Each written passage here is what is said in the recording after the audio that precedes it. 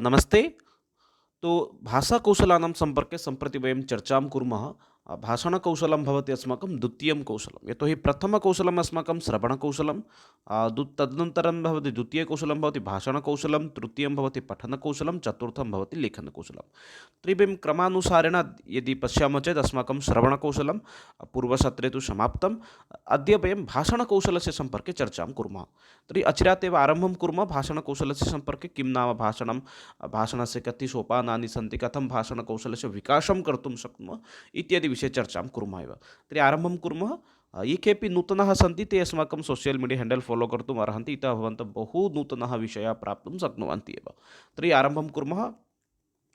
बालाः ये सन्ति तेषां तु एतद् विषयम् उक्तवान् एव, ते प्रतिदिनं 45% शृण्वन्ति, 35% वदन्ति, 25% पठन्ति अथवा लिखन्ति।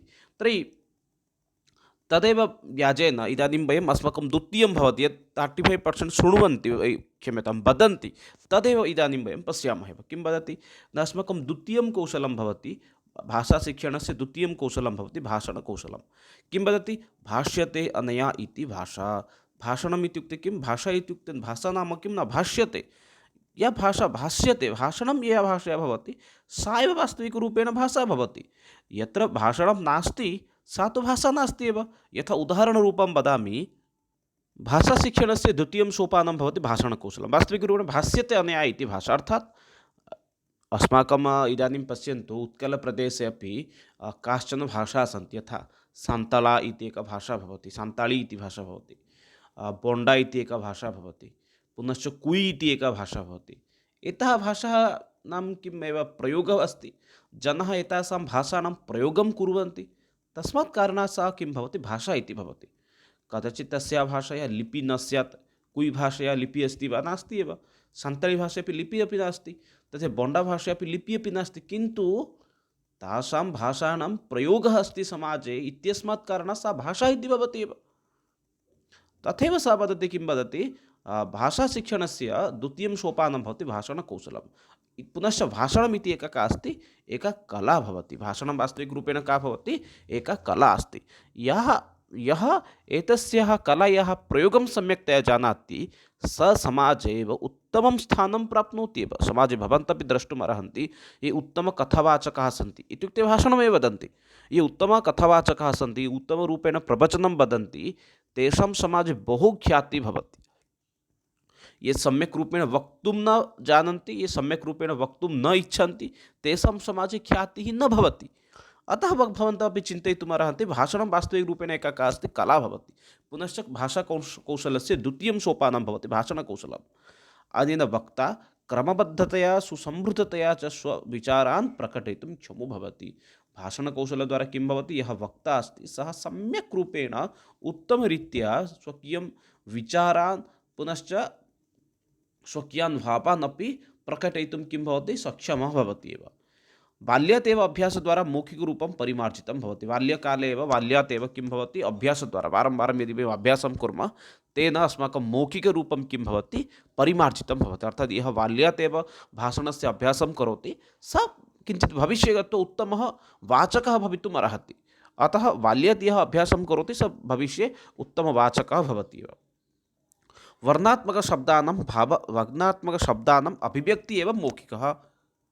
अर्थात् वर्णात्मकशब्दाः यत्र लिखितमस्ति तदेव यदा अस्माकं मुखे आगच्छति सा एव भाषा भवति। भाषा इति शब्दस्य कथनेन एव भिन्नं किमपि नास्ति। भाषणं नाम वर्णात्मकशब्दैः यद् लिखितमस्ति तदेव मुखे आनयनमेव भाषणम् इति भवति एव। अग्रे गच्छामः।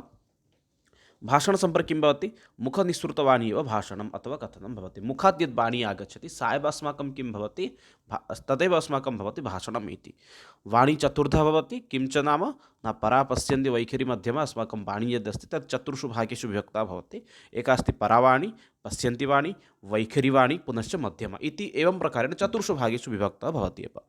परावाणी नाम किं न, वाणेः प्रथमरूपं भवति परा इति, अर्थात् ब्रह्मस्वरूपा। यद् भवन्तः मन्दिरं प्रति गच्छन्ति, स्वकीयं विचारान् तत्र प्रकटयन्ति। भगवतः सविधे विचारान् तु न, स्वकीयम् इच्छां तत्र मन्दिरे प्रकटयन्ति। तस्मिन् समये भवन्तः मुखं किम् उन्मोचनं कृत्वा न वदन्ति, तद् हृदयात् एव वदन्ति। अतः भवन्तः अपि वक्तुमत्र अर्हन्ति वाणेः प्रथमरूपं किं तद् परावाणी इति। पश्यन्ति पश्यन्ति भवति प्रकाशरूपा। प्रकाशरूपविषये किं भवति, एतत् अस्माकं हृदयतः मुखपर्यन्तम् आगच्छति। मध्ये भवति अन्तसङ्कल्परूपा, अर्थात् एतत् कण्ठे यावत् भवति एव। वैखरी भवति मुखनिःसृतवाणी, अर्थात् यद् भवन्तः वदन्ति सा वाणी भवति वैखरीवाणी इति। एतत् चतुर्णामपि विषये किञ्चित् भवन्तः स्मरन्तु, यतोहि अत्यन्तं महत्त्वपूर्णाः भवन्ति। एतस्मात् सन्दर्भात् अपि प्रश्नाः अपि आगच्छन्ति एव। अतः वाणेः रूपं कति अस्ति न, चतुर्षु भागेषु व्यक्ता भवति, परा, पश्यन्ति, वैखरी, मध्यमा इति। अस्माकं भाषणकौशलस्य विकासनिमित्तं त्रीणि सोपानानि सन्ति। एकमस्ति उच्चारणं, सम्भाषणाभ्यासः, भाषणदक्षता इति। अर्थात् भाषणकौशलस्य विकासनिमित्तं प्रथमसोपानं भवति उच्चारणम्। उच्चारणविषये अस्माकं ध्यानं दातव्यं। द्वितीयम् अस्ति सम्भाषणं, स यथा सम्भाषणं कर्तुं, सम्भाषणम् अर्थात् वार्तालापं कर्तुं समर्थः, तस्मिन् विषये ध्यानं दातव्यं। तृतीयं भाषणदक्षता, तृतीयसोपाने भाषणदक्षताविषये ध्यानं दातुं शक्नुमः एव। तर्हि उच्चारणविषये किं वदति न, उच्चारणे अस्माकं ह्रस्वदीर्घप्लुतवर्णानाम् उच्चारणविषये ध्यानं दातव्यं। हर्ष उच्चारणं कुत्र भवति, दीर्घरूपेण कुत्र उच्चारणं भवति, पुनश्च प्लुतवर्णानाम् उच्चारणं कथं भवति, एतेषु विषयेषु अस्माकं ध्यानं दातव्यमेव प्रथमेव। द्वितीय अर्थात् अवर्णस्य यदा उच्चारणं करोति तस्मिन् समये तस्य उच्चारणं शैली कीदृशी अस्ति, आ इति यदा उच्चारणं भवति तस्मिन् समये तस्य उच्चारणशैली कीदृशी अस्ति, उभयोः मध्ये अस्माकं ध्यानं दातव्यम्। एतत् ध्यानं कस्य दातव्यम् इत्युक्ते शिक्षकस्य दातव्यं, छात्रस्य अपि दातव्यम्, उभयोः दातव्यं। यदि छात्रस्य उच्चारणं कथं भवति एतद् कस्य दायित्वं, कस्य द्रष्टव्यस्य उत्तरदायित्वं भवति, शिक्षकस्य एव। शिक्षकः एव एतत् पश्यति छात्रः कथम् उच्चारणं करोति, तस्य मूल्याङ्कनद्वारा अपि तस्य समाधानमपि करोति।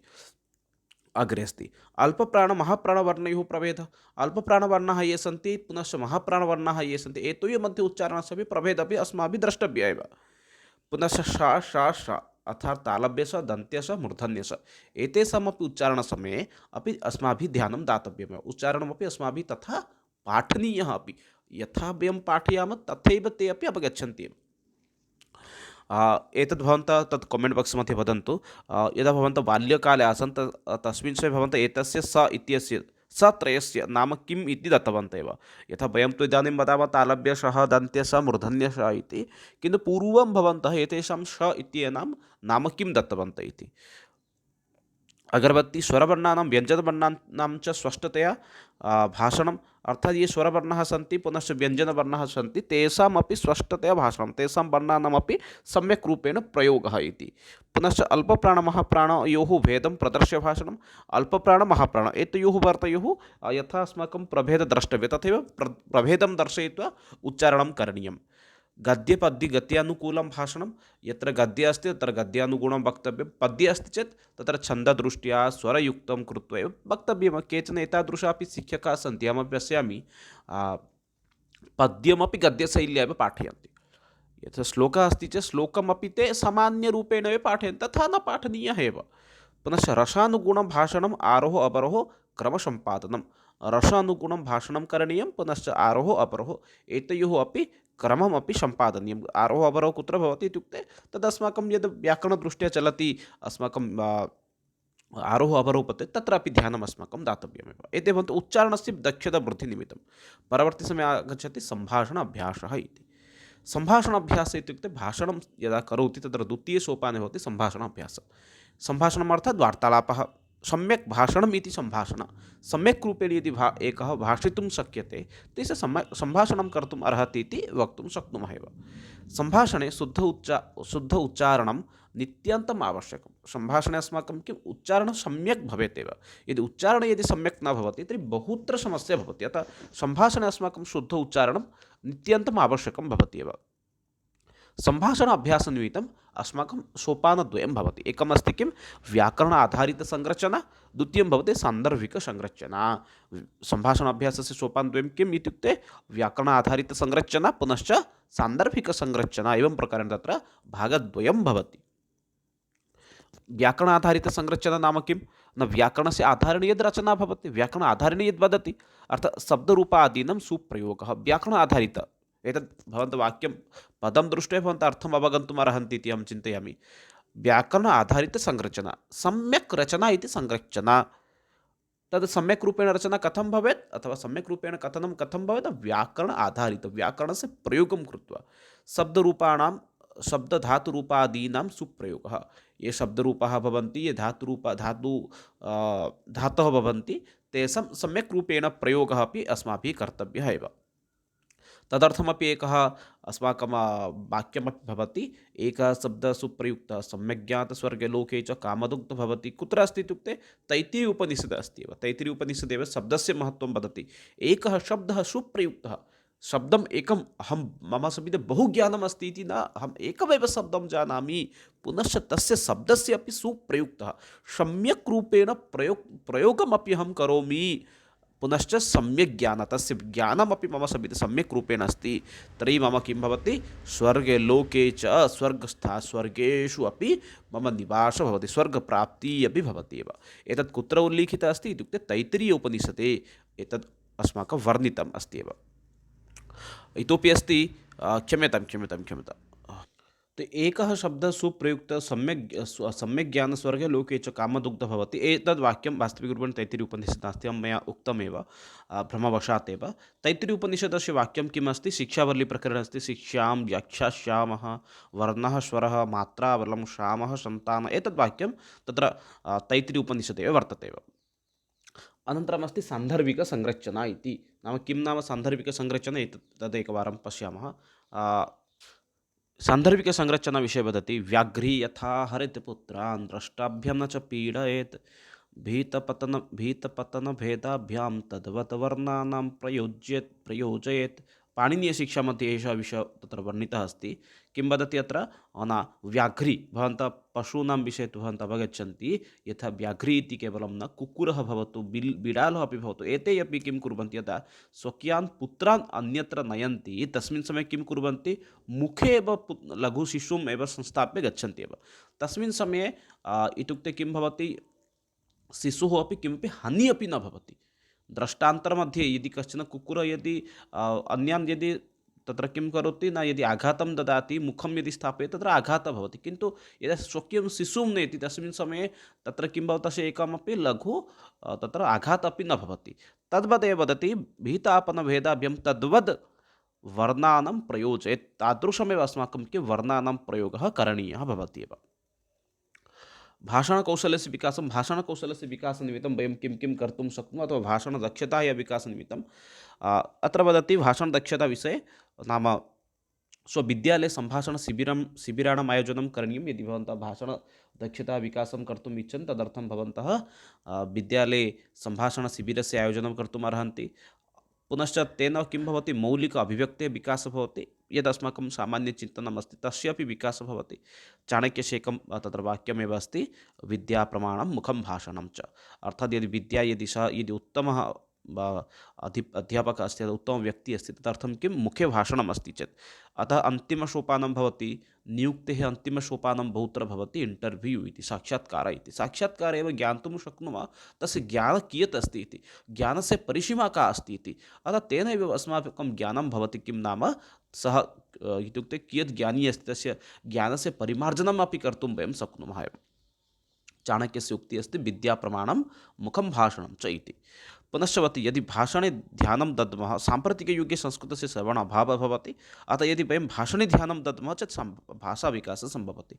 सम्प्रति तु अस्माकं संस्कृतं संस्कृतं श्रोतुं तु व्यवस्था प्रायः नास्ति एव।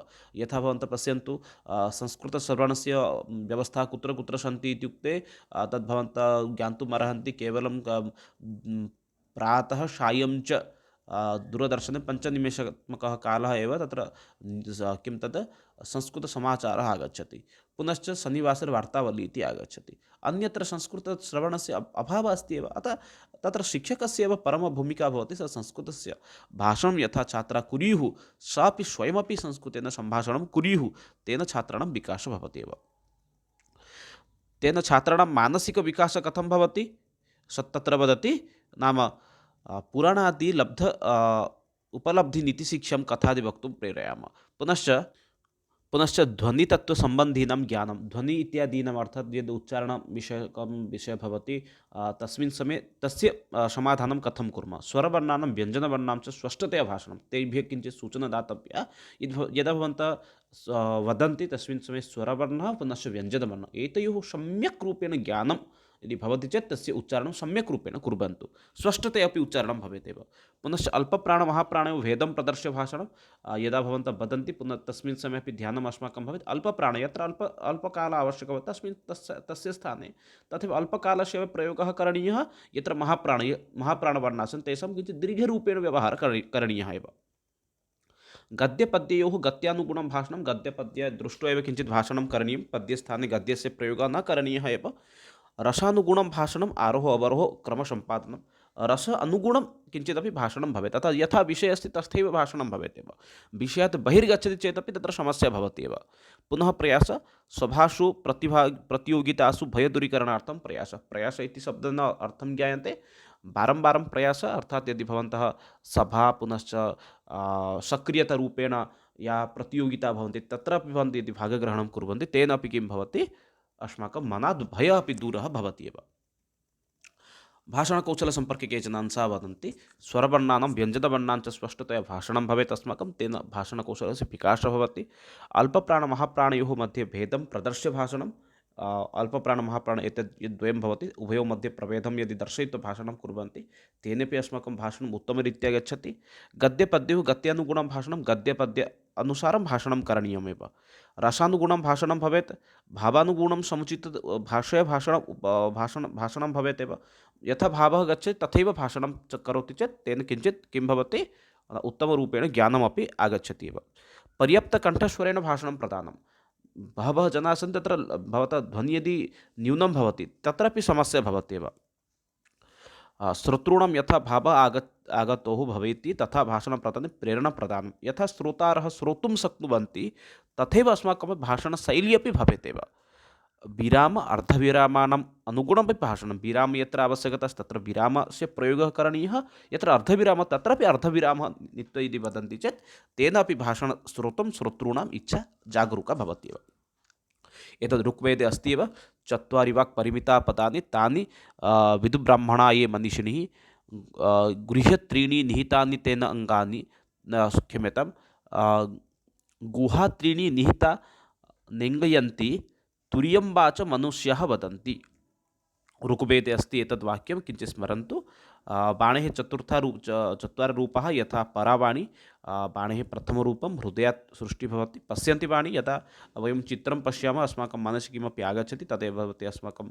पश्यन्ति मध्यमा हृदयात् कण्ठपर्यन्तं यद् आयाति तदेव भवति अस्माकं पश्यन्ति वाणी क्षम्यतां मध्यमा वैखरी मध्ये भवति मुखनिःसृतवाणी वैखरी एते वाणेः चत्वारः रूपाणि भवन्ति एव विगतवर्षस्य काश्चन प्रश्नाः सन्ति तेषां किञ्चित् आलोचनां कुर्मः किं वर्णस्य उच्चारणस्थानं न भवति वर्णस्य उच्चारणस्थानं नास्ति कण्ठदन्ततालुपादः पादः अस्माकम् उच्चारणस्थानं न भवति एव मनुष्यस्य वाणी यदा प्रकटिता भवति सा भवति यदा प्रकटितवाणी वैखरी इति भवति मुखनिःसृतवाणी भवति एव परा पश्यन्ति वैखरी मध्यमा अतः अन्तिमा भवति एव वैखरीवाणी इति मित्राणि एतदेव अद्यतनसत्रमासीत् यत्र अस्माभिः चर्चा कृता एव बाणेः चतुर्धा रूपविषये पुनश्च भाषणकौशलस्य विषये अग्रे पुनश्च अन्येषु विषयेषु चर्चां कुर्मः तावत्पर्यन्तं विरमामि जयतु भारतं वदतु संस्कृतं वन्दे मातरं धन्यवादः।